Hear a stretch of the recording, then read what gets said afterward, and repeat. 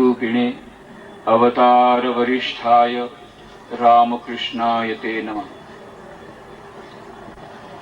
समस्त रामकृष्ण मठ અને મિશનના ઉપાધ્યક્ષ શ્રીમદ સ્વામી આત્મસ્થાનજી મહારાજ, રામકૃષ્ણ આશ્રમ રાજકોટના અધ્યક્ષ પૂજ્ય સ્વામી જીતાત્માજી મહારાજ, રામકૃષ્ણ મિશન લીમડીના સેક્રેટરી પૂજ્ય સ્વામી આદિભવાનંદજી મહારાજ, શ્રી જ્યોતિબેન થાનકી, માન્ય શ્રી કલેક્ટર સાહેબ, અન્ય ઉપસ્થિત મહાનુભાવો, માતાઓ, બહેનો, ભાઈઓ, ભક્તજનો, આજે ખરેખર ઘણો જ આનંદનો વિષય છે કે શ્રી રામકૃષ્ણ પ્રાર્થના મંદિરના નવનિર્મિત ભવનનો સમર્પણ વિધિ પૂજનીય આત્મસ્થાનજી મહારાજના વરદ હસ્તે થયો, જેના માટે કેટલાય લોકો કેટલાય વર્ષોથી કેટલી પ્રાર્થના કરતા હતા.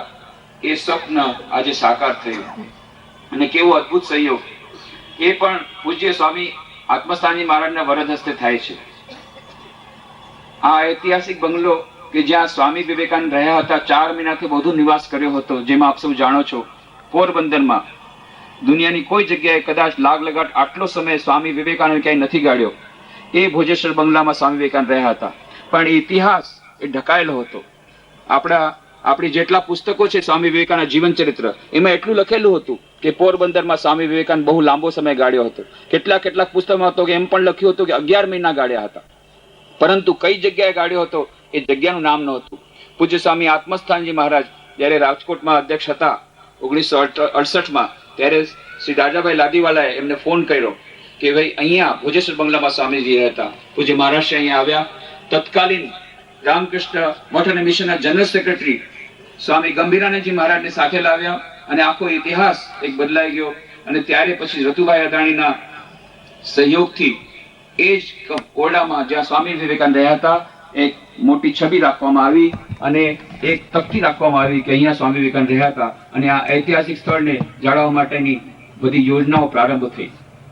એના પછી 1990માં પોરબંદરના ભક્તજનો થોડા જાગ્યા અને એમણે વિચાર કર્યો કે આ બંગલો જે જિલ્લા પંચાયતના કબજામાં હતો એનો ઉપયોગ બરાબર થતો નહોતો અને બહુ જ ખરાબ હાલત હતી બંગલાની. એમાં એ લોકોએ સ્ટડી સર્કલ શરૂ કર્યું, ધીરે ધીરે પ્રાઇવેટ ટ્રસ્ટ બનાવ્યું.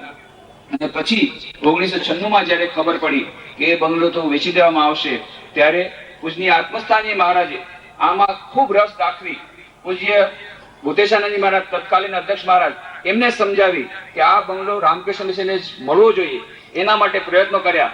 અને પૂજ્ય જીતાત્માજી મહારાજ ઉપર ફોન આવ્યો કે તમારે જલ્દીથી આના માટે તૈયારી કરવી. અને પૂજ્ય જીતાત્માજી મહારાજે ખૂબ પ્રયત્નો કર્યા અને આ બંગલો રામકૃષ્ણ મિશનને મળ્યો. કેવો અદ્ભુત સહયોગ! 12મી જાન્યુઆરી 1957ના રોજ રામકૃષ્ણ મિશનના તત્કાલીન મુખ્યમંત્રીશ્રીએ તત્કાલીન જનરલ સેક્રેટરી સ્વામી આત્મસ્થાનજી મહારાજને આ બંગલાની સોંપણી કરી. એ જ પૂજ્ય આત્મસ્થાનજી મહારાજ ફરી પાછા જયારે 99માં પધાર્યા ત્યારે ધીરે ધીરે આપણી પ્રવૃત્તિ વધતી હતી. પ્રાર્થના મંદિરમાં ખરેખર તો જે નાનકડું પ્રાર્થના મંદિરમાં રવિવારના ખાસ કરીને વધારે ભક્તો આવતા હતા. અને પુસ્તકાલય નાનકડું શરૂ થયું હતું. પુસ્તકાલય એટલા માટે પ્રારંભ કરવામાં આવ્યો, આજે પૂજનીય મહાપુરુષ મહારાજની જન્મતિથિ છે એટલે મને કહેતા આનંદ છે કે સ્વામી શિવાનંદજી રામકૃષ્ણ મઠ મિશનના દ્વિતીય અધ્યક્ષ પૂજનીય મહાપુરુષ મહારાજ, એમણે પોતાના પ્રસંગમાં કહ્યું હતું કે સ્વામી વિવેકાનંદ પોરબંદર 2 વાર આવ્યા હતા અને અહીંયા ઘણો બધો સમય રોકાઈ ગયા. એનું એક મુખ્ય કારણ છે શંકર પાંડુરંગ પંડિત, ત્યારના એડમિનિસ્ટ્રેટર પોરબંદરના, એમની વિશાળ લાઇબ્રેરી હતી અને લાઇબ્રેરીથી સ્વામીજી પ્રભાવિત થઈ અને અહીંયા 4 મહિના રોકાઈ ગયા અને શિકાગો વિશ્વ ધર્મસભા જવાની તૈયારી એમણે અહીંયા કરી. અહીંયા એને પ્રથમવાર શિકાગો ધર્મસભા વિશે જાણ્યું. એટલા માટે પૂજનીય મહાપુરુષ મહારાજે કહ્યું કે લાઇબ્રેરી એ બહુ મહત્વની હતી, પણ એ લાઇબ્રેરી આજે નથી, એટલે અમે લાઇબ્રેરીનો પ્રારંભ કર્યો. પણ ભવન નાનકડું હતું. એ પણ અદ્ભુત સંયોગ 24મી માર્ચ 1999 રોજ શ્રીમદ સ્વામી આત્મસ્થાનજી મહારાજના વરદ હસ્તે એ પુસ્તકાલય અને પ્રાર્થના ભવનનો શિલાન્યાસ વિધિ એમના હસ્તે થયો. અને આજે કેટલો આનંદનો વિષય કે પૂજ્ય મહારાજશ્રીના વરદ હસ્તે જ એ રામકૃષ્ણ પ્રાર્થના મંદિરના નવનિર્મિત ભવનનો સમર્પણ વિધિ થયો. ખૂબ આજે આનંદ થયો. પૂજ્ય મહારાજશ્રી એ આનંદથી શ્રી રામકૃષ્ણ મહાશારદય સ્વામી વિવેકાનંદને સ્થાપિત કર્યા છે. અને મને જણાવતા આનંદ છે કે હવે નિયમિત અહીંયા દરરોજ સવાર સાંજ પ્રાર્થના થશે, આરતી થશે, નિયમિત પૂજા થશે અને હવે ઘણા બધા ભક્તો એનો લાભ લઈ શકશે. ત્યારે જગ્યા ઓછી હતી અને બધા ભક્તોજનો લાભ લઈ શકશે.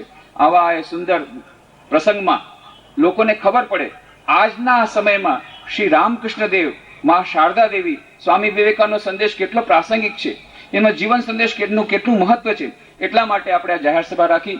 અને ખાસ તો જ્યારે પૂજ્ય મહારાજ શ્રી અહીંયા આવ્યા છે તો કયા શબ્દોમાં વર્ણન કરીએ, કૃતજ્ઞતા કેવી રીતે વ્યક્ત કરીએ, કેવી રીતે આનંદ વ્યક્ત કરીએ. એટલે અમે તો એટલું જ કહીશું, પૂજ્ય મહારાજના ચરણોમાં પ્રણામ કરીએ છીએ અને ખૂબ એમની કૃપા છે. પોરબંદર તરફ એમની બહુ વધારે કૃપા છે જ, હજી વધારે વરસતી રહેશે. અને અમે લોકો એટલું જ કહી શકીએ, અહીંયા પોરબંદર સમસ્ત વતી, સમય ઓછો છે એટલે સમસ્ત પોરબંદર જિલ્લા વતી શ્રી BH ઘોડાસરા સાહેબ